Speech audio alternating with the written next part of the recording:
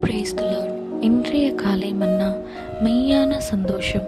இருதயத்தில் சுத்தமுள்ளவர்கள் பாக்கியவான்கள். மத்தேயு 5:8.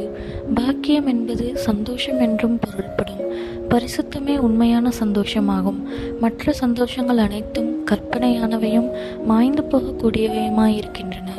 வெப்பமண்டல நாடுகளில் உள்ள மணல் நிறைந்த கடற்கரைகளில் மணலின் மீது சிறிது நேரம் படுத்திருப்பது ஜனங்களுக்கு மகிழ்ச்சி அளிப்பதாயிருக்கிறது. அது அவர்களுக்கு ஒரு இன்பமாக தோன்றக்கூடும். ஆனால் ஒருவன் அவ்விதம் மணலின் மேல் படுத்திருந்து விட்டு கடற்கரையிலிருந்து வந்து பின் குளித்து சுத்தமான உடையணிந்து ஒரு மென்மையான படுக்கையில் படுக்கும்போது அதில் ஒரு சிட்டிகை அளவு மணல் இருந்தாலும் அது அவனை உறுத்தி கொண்டிருக்கும்.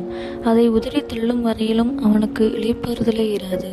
அவனை பார்த்து ஒருவன், இதற்கு முன் நீ மணலின் மீதுதானே படுத்திருந்தாய், அதை நீ எவ்வளவு சந்தோஷமாய் அனுபவித்தாய். ஆனால் இப்போதோ ஒரு சிட்டிகை அளவு மணல்தானே உன் படுக்கையில் இருக்கிறது, அதை ஏன் சந்தோஷமாய் அனுபவிக்க கூடாது என்று வினவினால் அவனது பதில் என்னவாயிருக்கும்? இப்போது நான் குளித்து சுத்தமாயிருக்கிறேன், சுத்தமான உடையை அணிந்திருக்கிறேன். இந்த மிருதுவான படுக்கையில் இருக்கும் கொஞ்சம் மணல் துகள்கள் கூட உண்மையில் என்னை உறுத்துகின்றன என்பதாயிருக்கும் அல்லவா? இவ்வாறே ஒரு பாவியை பொறுத்தவரையில் இவ்வுலக சந்தோஷங்களை அனுபவித்தல் என்பது கடற்கரை மணலில் இன்பமாய் படுத்திருப்பதை போன்றதாகும்.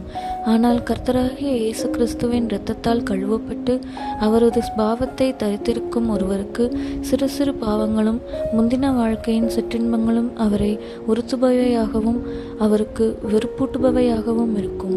அன்பான தேவ பிள்ளையே, ஜீவியத்தின் தூய்மையை நீ நேசிப்பாயாக.